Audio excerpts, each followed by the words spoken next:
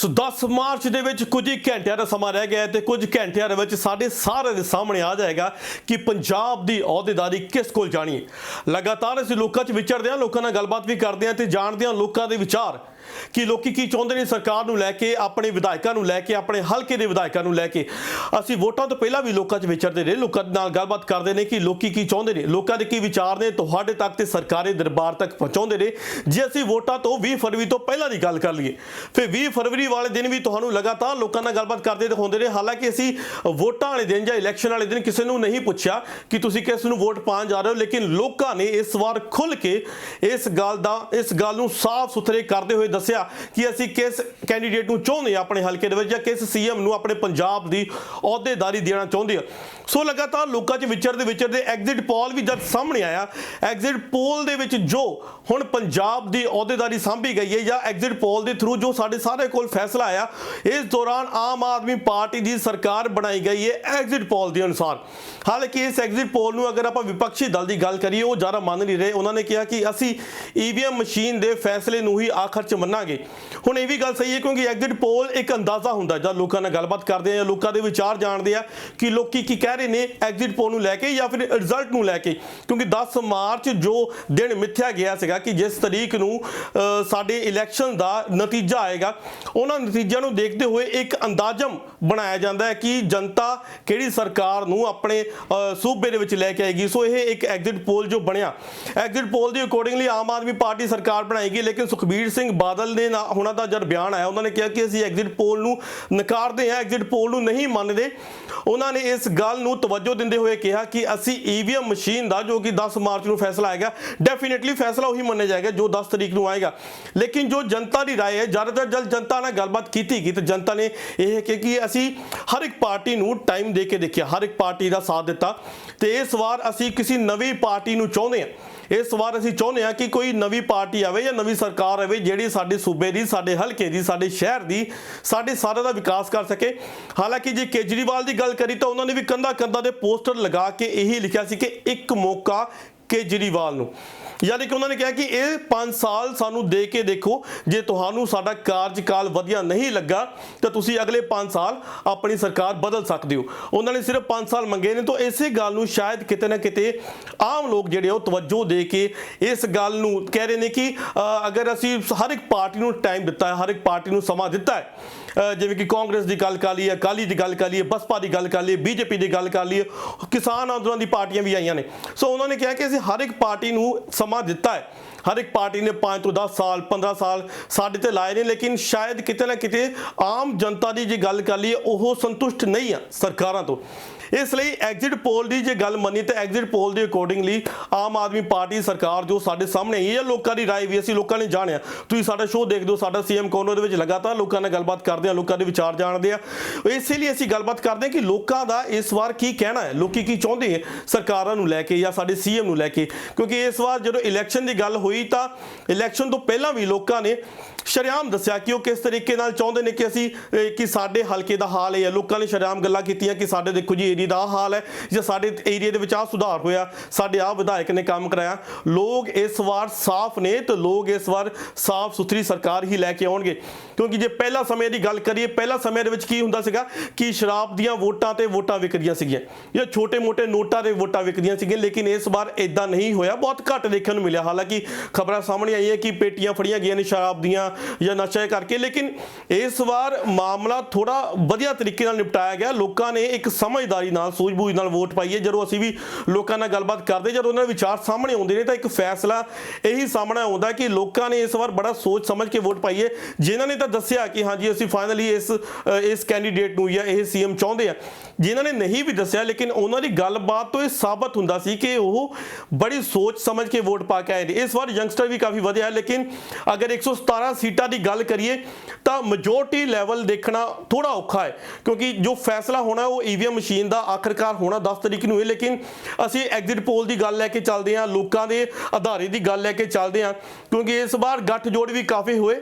ਗੱਠਜੋੜ ਦੀ ਜੇ ਗੱਲ ਕਰੀਏ ਤਾਂ ਬੀਜੇਪੀ ਦੇ ਨਾਲ ਅਕਾਲੀ ਦਲ ਦਾ ਗੱਠਜੋੜ ਟੁੱਟ ਕੇ ਇਸ ਵਾਰ ਬਸਪਾ ਦੇ ਨਾਲ ਹੋਇਆ, ਕਿਉਂਕਿ ਬਸਪਾ ਇੱਕ ਕਮਿਊਨਿਟੀ ਨੂੰ ਲੈ ਕੇ ਇਕੱਠਾ ਵੀ ਚੱਲਦੀ ਹੈ ਤੇ ਅਕਾਲੀ ਦਲ ਨੇ ਬਸਪੇ ਨੂੰ ਲੈ ਕੇ ਚੱਲਣਾ ਕੋਸ਼ਿਸ਼ ਕੀਤਾ ਤਾਂ ਕਿ ਉਹਨਾਂ ਨੂੰ ਸ਼ਾਇਦ ਲੱਗਾ ਕਿ ਹਾਂ, ਕਿਉਂਕਿ ਬੀਜੇਪੀ ਦੀ ਜੇ ਗੱਲ ਕਰੀਏ, ਬੀਜੇਪੀ ਨੂੰ ਨਕਾਰ ਦਿੱਤਾ ਗਿਆ ਕਿਸਾਨੀ ਅੰਦੋਲਨ ਕਰਕੇ। ਤੇ ਇਸ ਵਾਰ ਜੇ ਐਗਜ਼ਿਟ ਪੋਲ ਦੀ ਗੱਲ ਕਰੀਏ ਜਾਂ ਲੋਕਾਂ ਦੀ ਰਾਏ ਦੀ ਗੱਲ ਕਰੀ, ਜੋ ਲੋਕਾਂ ਦੀ ਰਾਏ ਸਾਡੇ ਸਾਹਮਣੇ ਆਈ, ਕਿਸਾਨੀ ਅੰਦੋਲਨ ਦੇ ਕਰਕੇ ਕਿਤੇ ਨਾ ਕਿਤੇ ਬੀਜੇਪੀ ਨੂੰ ਲੋਕਾਂ ਨੇ ਪਰੇ ਕਰ ਦਿੱਤਾ, ਕਿਉਂਕਿ ਉਹਨਾਂ ਦਾ ਕਹਿਣਾ ਸੀ ਕਿ ਕਿਸਾਨਾਂ ਨੂੰ ਜਾਂ ਪੰਜਾਬ ਨੂੰ ਜਾਂ ਖੇਤੀਬਾੜੀ ਨੂੰ ਉਸ ਤਰੀਕੇ ਦਾ ਹੱਕ ਨਹੀਂ ਦਿੱਤਾ ਗਿਆ ਬੀਜੇਪੀ ਨੇ। ਇਸ ਕਰਕੇ ਸ਼ਾਇਦ ਕਿਤੇ ਨਾ ਕਿਤੇ ਲੋਕਾਂ ਦੇ ਦਿਲ 'ਚੋਂ ਬੀਜੇਪੀ ਛਾਪ ਕਿਤੇ ਨਾ ਕਿਤੇ ਘੱਟ ਹੈ। ਲੇਕਿਨ ਬੀਜੇਪੀ ਹੁਣ ਜੋ ਦਾਅਵਾ ਕਰ ਰਹੀ ਹੈ, ਜੇ ਇਲੈਕਸ਼ਨ ਦੌਰ ਦੀ ਜੇ ਆਪਾਂ ਗੱਲ ਕਰ ਲਈਏ, ਜੇ ਆਪਾਂ ਐਡਵਰਟੀਜ਼ਮੈਂਟ ਵੀ ਦੇਖ ਰਹੇ ਹਾਂ, ਕੰਧਾਂ ਦੇ ਪੋਸਟਰ ਦੇਖ ਰਹੇ ਹਾਂ, ਉਹਨਾਂ ਨੇ ਕਿਹਾ ਕਿ ਅਸੀਂ ਇੱਕ ਨਵਾਂ ਪੰਜਾਬ ਸਿਰਜਾਂਗੇ।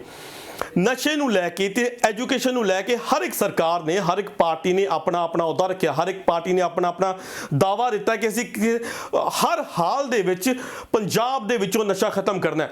ਜੇ ਕੁਝ ਦਿਨ ਪਹਿਲਾਂ ਦੀ ਗੱਲ ਕਰੀ ਤਾਂ ਕੈਪਟਨ ਸਾਹਿਬ ਨੇ ਗੁਟਕਾ ਸਾਹਿਬ ਤੇ ਹੱਥ ਰੱਖ ਕੇ ਕਸਮ ਖਾਧੀ ਸੀ। ਇਸ ਗੱਲ ਨੂੰ ਹਰ ਕੋਈ ਬੰਦਾ ਦੁਹਰਾ ਵੀ ਰਿਹਾ ਕਿ ਕੈਪਟਨ ਸਾਹਿਬ ਨੇ ਗੁਟਕਾ ਸਾਹਿਬ ਤੇ ਹੱਥ ਰੱਖ ਕੇ ਕਸਮ ਖਾਧੀ ਸੀ ਕਿ ਅਸੀਂ ਪੰਜਾਬ ਦੇ ਵਿੱਚੋਂ, ਕਿ ਕੈਪਟਨ ਸਾਹਿਬ ਕੀ ਕਾਂਗਰਸ ਸਰਕਾਰ ਪੰਜਾਬ ਦੇ ਵਿੱਚੋਂ ਨਸ਼ਾ ਖਤਮ ਕਰੇਗੀ। ਲੇਕਿਨ ਉਹ ਗੱਲ ਕਿਤੇ ਨਾ ਕਿਤੇ ਲੋਕਾਂ ਨੂੰ ਦਿਖੀ ਨਹੀਂ। ਹਾਲਾਂਕਿ ਕਾਂਗਰਸ ਸਰਕਾਰ ਨੇ ਜਾਂ ਕੈਪਟਨ ਸਰਕਾਰ ਨੇ ਵੱਡੇ ਬੋਰਡ ਵੀ ਲਗਾਏ ਗਏ ਕਿ ਇੰਨੇ ਗੈਂਗਸਟਰ ਫੜੇ ਗਏ ਜਾਂ ਇੰਨਾ ਨਸ਼ਾ ਖਤਮ ਕੀਤਾ ਗਿਆ, ਲੇਕਿਨ ਨਕਾਰਦੇ ਹੋਏ ਕਾਂਗਰਸ ਸਰਕਾਰ ਨੇ ਆਪ ਹੀ ਉਹਨਾਂ ਨੂੰ ਪਰਾ ਕਰ ਦਿੱਤਾ।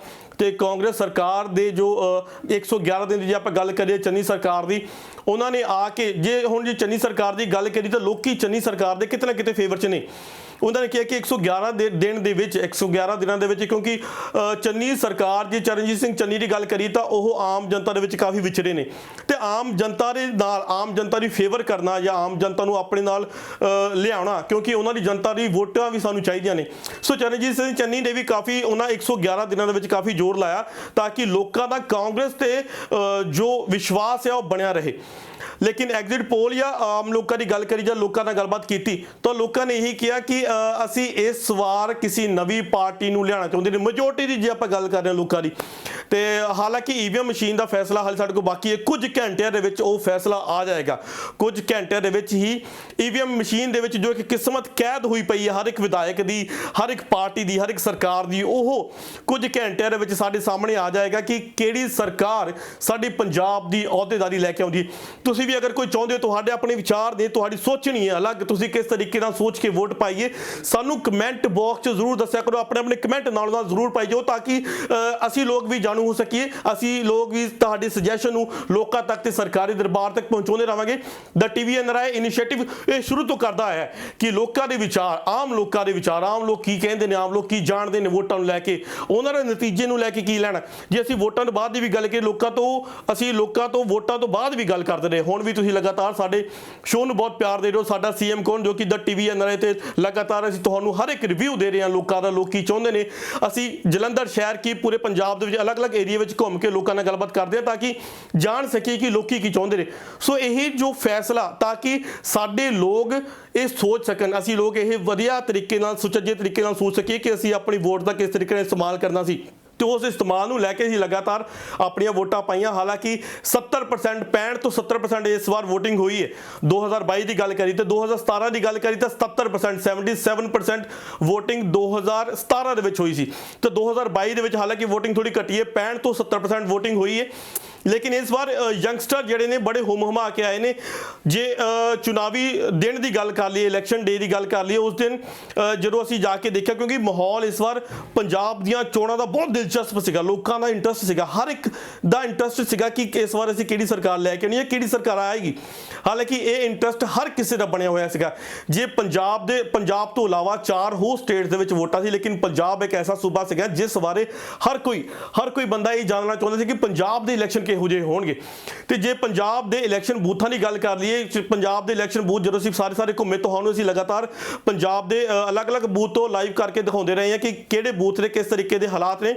ਜੇ ਬੂਥ ਦੀ ਗੱਲ ਕਰੀਏ ਤਾਂ ਇਲੈਕਸ਼ਨ ਕਮਿਸ਼ਨ ਨੇ ਹਰ ਇੱਕ ਬੂਥ ਨੂੰ ਬੜੇ ਵਧੀਆ ਤਰੀਕੇ ਨਾਲ ਸਜਾ ਕੇ, ਜਿੱਥੇ ਫੁੱਲਾਂ ਦੀ ਸਜਾਵਟ, ਚੁੰਨੀਆਂ ਦੀ ਸਜਾਵਟ, ਬਲੂਨਸ ਲੱਗੇ ਹੋਏ ਸੀ ਤਾਂ ਕਿ ਲੋਕ ਆਕਰਸ਼ਿਤ ਹੋਣ, ਲੋਕ ਆ ਕੇ ਲੋਕਾਂ ਦਾ ਮਨ ਬਣੇ ਵੋਟ ਪਾਉਣ ਦਾ ਇੱਕ ਵਧੀਆ ਤਰੀਕੇ ਨਾਲ। ਸੋ ਇਲੈਕਸ਼ਨ ਕਮਿਸ਼ਨ ਨੇ ਵੀ ਕਾਫੀ ਸਾਥ ਦਿੱਤਾ ਇਸ ਵਾਰ। ਤੇ ਅਲੱਗ-ਅਲੱਗ ਸੜਕ ਦੇ ਚੁਰਾਹੇ ਤੇ ਤੁਸੀਂ ਦੇਖਿਆ ਕਿ ਬੋਰਡਸ ਲੱਗੇ ਹੋਏ ਨੇ ਕਿ ਵੋਟ ਪਾਓ, ਵੋਟ ਪਾਣੀ ਜ਼ਰੂਰੀ ਹੈ ਹਨਾ। ਤੇ ਇਹ ਇਲੈਕਸ਼ਨ ਕਮਿਸ਼ਨ ਦੀ ਜੇ ਗੱਲ ਕਰੀਏ, ਸਖਤਾਈ ਦੀ ਗੱਲ ਕਰੀਏ ਤਾਂ ਸਖਤਾਈ ਨੂੰ ਲੈ ਕੇ ਇਲੈਕਸ਼ਨ ਕਮਿਸ਼ਨ ਨੇ ਕਾਫੀ ਤਰੀਕੇ ਨਾਲ ਸਖਤਾਈ ਵੀ ਕੀਤੀ ਕਿ ਕਿਸੇ ਤਰੀਕੇ ਦੀ ਕੋਈ ਮੰਦਭਾਗੀ ਖਬਰ ਨਾ ਆਵੇ ਜਾਂ ਕਿਸੇ ਤਰੀਕੇ ਨਾਲ ਕਿਸੇ ਨੂੰ ਕੋਈ ਜ਼ਬਰਦਸਤੀ ਨਾ ਕੀਤੀ ਜਾਵੇ। ਹਾਲਾਂਕਿ ਹਰ ਇੱਕ ਹਲਕੇ ਦੇ ਵਿੱਚ, ਸ਼ਹਿਰਾਂ ਦੇ ਵਿੱਚ, ਡਿਸਟ੍ਰਿਕਟ ਲੈਵਲ ਦੇ ਵਿੱਚ ਗੱਡੀਆਂ ਤੇ ਕੈਮਰੇ ਲਾ ਕੇ ਘੁੰਮਦੇ ਗਏ ਕਿ ਕਿਸੇ ਤਰੀਕੇ ਨਾਲ ਕੋਈ ਗਲਤ ਕੰਮ ਨਾ ਹੋਵੇ ਇਸ ਇਲੈਕਸ਼ਨ ਨੂੰ ਲੈ ਕੇ। ਸੋ ਤੁਹਾਡਾ ਕੀ ਕਹਿਣਾ ਹੈ, ਇਹ ਜਾਣਨਾ ਅਸੀਂ ਜ਼ਰੂਰ ਚਾਹਾਂਗੇ ਕਿਉਂਕਿ ਕੁਝ ਹੀ ਘੰਟਿਆਂ ਦੇ ਵਿੱਚ ਸਾਡੇ ਕੋਲ ਫੈਸਲਾ ਆ ਜਾਏ, ਕਿਉਂਕਿ ਜਨਤਾ ਦਾ ਫੈਸਲਾ ਹੀ ਆਖਿਰਕਾਰ ਆਖਰੀ ਫੈਸਲਾ ਹੋਣਾ ਹੈ। ਸੋ ਈਵੀਐਮ ਮਸ਼ੀਨਾਂ ਦਾ ਫੈਸਲਾ ਸਾਡੇ ਕੋਲ ਕੁਝ ਸਮੇਂ ਦੇ ਵਿੱਚ ਆ ਜਾਏਗਾ। ਸੋ ਤੁਹਾਡਾ ਕੀ ਕਹਿਣਾ ਹੈ ਸਾਨੂੰ ਕਮੈਂਟ ਕਰਕੇ ਜ਼ਰੂਰ ਦੱਸਿਓ ਤੇ ਇਸ ਵੀਡੀਓ ਨੂੰ ਸ਼ੇਅਰ ਜ਼ਰੂਰ ਕਰ ਦਿਓ। ਟੀਵੀ NRI ਤੁਹਾਡੇ ਤੱਕ ਇਹੋ ਜਿਹੇ ਇਨੀਸ਼ੀਏਟਿਵ ਲੈ ਕੇ ਆਉਂਦਾ ਰਹੇਗਾ। ਤਦ ਤੱਕ ਲਈ ਧੰਨਵਾਦ ਜੀ।